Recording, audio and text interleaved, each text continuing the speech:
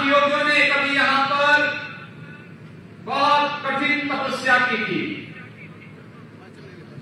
और यहां के कड़िया राजाओं ने बाद में वहां पर कंदकोट का वह किला उस कालखंड में बनाया था।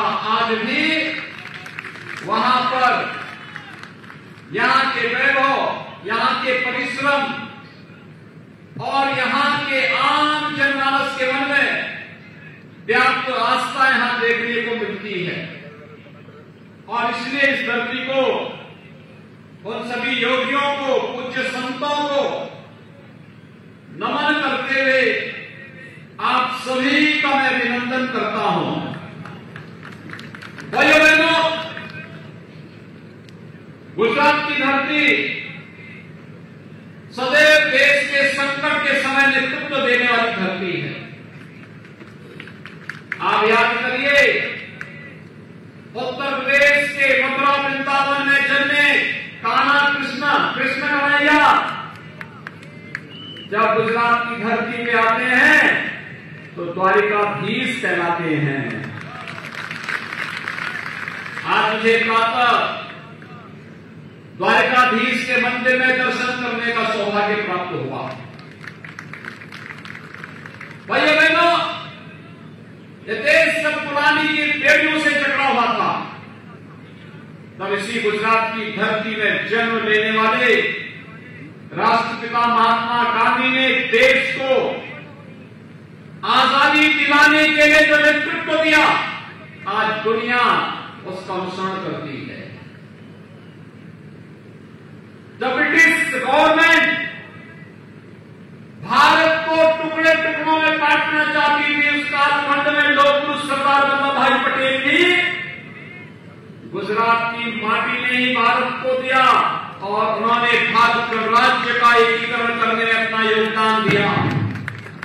और भाइयों बहनों, भले ही कांग्रेस ने सरदार वल्लभ भाई पटेल को सम्मान न दिया हो, लेकिन भारत के यशस्वी प्रधानमंत्री श्री नरेंद्र मोदी जी के नेतृत्व में भारतीय जनता पार्टी की सरकार ने पूरी मजबूती के साथ सरदार साहब को सम्मान दिया। केवड़िया में उनकी दुनिया की सबसे बड़ी प्रतिमा की स्थापना भी करवाई और सरदार साहब को पूरा सम्मान देने का काम भी किया। भाइयों बहनों, यही नहीं, जब देश की राजनीति को कांग्रेस के भ्रष्टाचार ने, परिवारवाद की राजनीति ने भ्रष्टाचार की भेंट चढ़ा दिया, तो देश के अंदर राजनीति में विश्वसनीयता के प्रतीक के रूप में गुजरात की ही माटी में श्री नरेंद्र भाई मोदी को देश के प्रधानमंत्री के रूप में देकर के भारत को यशस्वी नेतृत्व भी प्रदान किया है। आज प्रधानमंत्री मोदी जी के नेतृत्व में भारत विकास की नई ऊंचाइयों को प्राप्त कर रहा है। देश आजादी का अमृत महोत्सव मना रहा है। 1947 में जब देश आजाद हुआ था, तब हो सकता है कि कांग्रेस ने देश के हर नागरिक के घर में भारत के आन मान शान के प्रति तिरंगा नहीं फहराने दिया होगा। आप देख रहे होंगे, कांग्रेस के एक नेता वर्तमान में भारत जोड़ो यात्रा निकाल रहे हैं, लेकिन उनकी भारत जोड़ो यात्रा कैसी है आप भी देख सकते हैं कि सभा के मंच पे जाते हैं, राष्ट्रगान की बात करते हैं और राष्ट्रगान के बदले फिल्मी गाना बजने लगता है। भाइयों बहनों, ये कांग्रेस की राष्ट्रभक्ति है। लेकिन आजादी के अमृत महोत्सव वर्ष में हर घर तिरंगा लगाने का कार्य भारत के यशस्वी प्रधानमंत्री नरेंद्र मोदी जी ने किया। जिस ब्रिटेन ने 200 वर्षों तक भारत पर शासन किया, उस ब्रिटेन को पछाड़ करके भारत दुनिया की 5वीं बड़ी अर्थव्यवस्था बना है। और यही नहीं भाइयों बहनों, दुनिया के 20 बड़े बड़े देश जिनका दुनिया के 80% संसाधनों पर अधिकार है, उस 20 बड़े देशों का अगले 1 वर्ष तक अध्यक्ष भारत प्रधानमंत्री मोदी जी के नेतृत्व में भारत करेगा। ये भारत की वैश्विक स्तर पर बढ़ती प्रतिष्ठा बढ़ती है। और इसलिए भाइयों बहनों, आज मैं आपके पास यही कहने के लिए आया हूं। आज वैश्विक मंच पर बढ़ती हुई प्रतिष्ठा, सीमाएं सुरक्षित हुई है, आतंकवाद नक्सलवाद पूरी तरह समाप्त हुआ है। याद करिए 20 वर्ष पहले गुजरात में आतंकी घटनाएं घटित होती थी, गुजरात के दंगे होते थे, गुजरात में हर प्रकार की गुंडागर्दी होती थी। नरेंद्र भाई मुख्यमंत्री बने, गुंडागर्दी समाप्त, दंगे समाप्त, कर्फ्यू समाप्त। आज गुजरात विकास की एक नई कहानी गढ़ता जा रहा है, एक मॉडल प्रस्तुत कर रहा है। ये दंगा, ये कर्फ्यू, ये गुंडागर्दी, ये भ्रष्टाचार, ये कांग्रेस की पहचान है। जहां जहां कांग्रेस जाती है, ये अपने साथ विरासत में लेके चलती है, उसके जीन्स का हिस्सा है। और इसीलिए तो मैं आपसे कहने के लिए आया हूं, भारत एक नए भारत का निर्माण कर रहा है। इस भारत में सुरक्षा भी है, समृद्धि भी है, आस्था का सम्मान भी है। अयोध्या में भगवान राम के भव्य मंदिर के निर्माण का कार्य आज आप देख रहे होंगे युद्ध स्तर पर चल रहा है। मैं पूछना चाहता हूं, क्या अयोध्या में राम मंदिर का निर्माण कांग्रेस करा पाती? क्या आपको विश्वास है कांग्रेस करा पाती? कांग्रेस पे कभी विश्वास मत करना, कभी मत करना।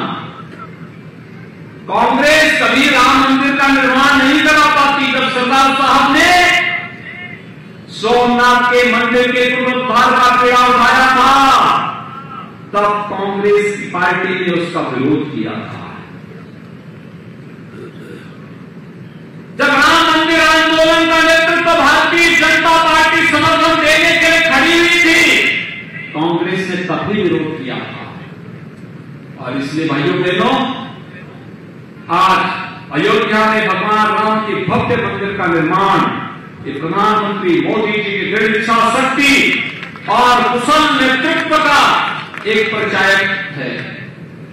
काशी में काशी विश्वनाथ धाम का निर्माण हो रहा है, उज्जैन में महाकाल का महालोक का निर्माण हो रहा है, केदारपुरी और बद्रीनाथ धाम समर रहा है, द्वारिकापुरी का पुनरुद्धार का काम चल रहा है, सोमनाथ मंदिर का पुनरुद्धार का काम पूरा हो चुका है, माता अंबा के दाता में भी भव्य निर्माण का कार्य संपन्न हो चुका है। ये भारत की आस्था का सम्मान है। और इसलिए भाइयों बहनों, आस्था का सम्मान भी केवल भाजपा कराएगी। यही नहीं, संकट के समय में अपने देश के नागरिकों के साथ कैसी संवेदना होनी चाहिए, कोरोना कालखंड जैसा दूसरा उदाहरण देखने को नहीं मिलता है। फ्री में टेस्ट, फ्री में उपचार, फ्री में वैक्सीन और फ्री में राशन। डबल इंजन की सरकार है तो डबल डोज राशन की सुविधा भी भाजपा सरकार ने दिया था। भाइयों बहनों, जो आपके संकट का साथी हो, जो आपकी समृद्धि में सहायक हो,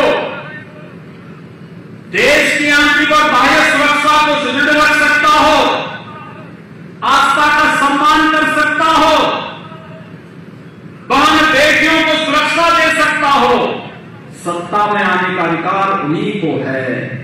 और यही तो कहने के लिए मैं आया हूं कि एक कच्छ क्षेत्र में कमल ही कमल खिलना चाहिए, कमल ही कमल दिखना चाहिए। और यही अपील करने के लिए आया हूं, हमारे काशी जो होते हैं ना, ये सब जो है अपनी मेहनत और परिश्रम से उन्होंने इस पथरीली भूमि पे भी सोना उगलने का काम किया, अपनी मेहनत और अपनी परिश्रम से। पूरा मुंबई आपके साथ किस मजबूती के साथ छाए हुए हैं काजी लोग, पूरी मुंबई पर आपका अधिकार हो जाता है। और इसलिए भाइयों बहनों, आज मैं आपसे अपील करने के लिए आया हूं कि वीरेंद्र सिंह जडेजा को भारतीय जनता पार्टी ने यहां पर अपना प्रत्याशी बनाया है। और भाइयों बहनों, मैं इस विश्वास के साथ कह सकता हूं श्री वीरेंद्र सिंह जडेजा को आप अगर यहां से चुनाव जिता करके भेजेंगे तो कांग्रेस की सारी गुंडागिर्दी को समाप्त करने में सफल होंगे। भाइयों बहनों, 7 पीढ़ी से यह परिवार जनता जनार्दन की सेवा के लिए अपने आप को समर्पित किया हुआ है। और इसीलिए भाजपा नेतृत्व इन्हें यहां पर इस बार लेकर के आया है। मानवीय से ने कहा कि नहीं, आप जाइए और रापड़ में जाकर के कच्छ की जनता की सेवा भी करिए। और भाइयों बहनों, इनको इस देश से यहां पर भेजा गया है, ये विकास भी कराएंगे और सुरक्षा भी प्रदान करने में योगदान देंगे। पूज्य संतों का आशीर्वाद इनके ऊपर है। इसीलिए मैं आज आपके पास आया हूं आपसे अनुरोध करने के लिए, इन्हें भारी बहुमत से विजयी बनाने के लिए आपसे अपील करने के लिए आया हूं। और मैं विश्वास के साथ कह सकता हूं श्री वीरेंद्र सिंह जडेजा के नेतृत्व में रापड़ में क्षेत्र में व्यापक विकास की संभावनाएं आगे बढ़ेंगी। आप सब सहमत हैं? सभी सहमत हैं? सुहाग बधा भाजपा ने भव्य जीत आपसो, हाथ ऊंचा करने समर्थन आपको। मेरे साथ बोलेंगे भारत माता की, भारत माता की, भारत माता की जय श्री राम, जय जय श्री राम, जय जय श्री राम।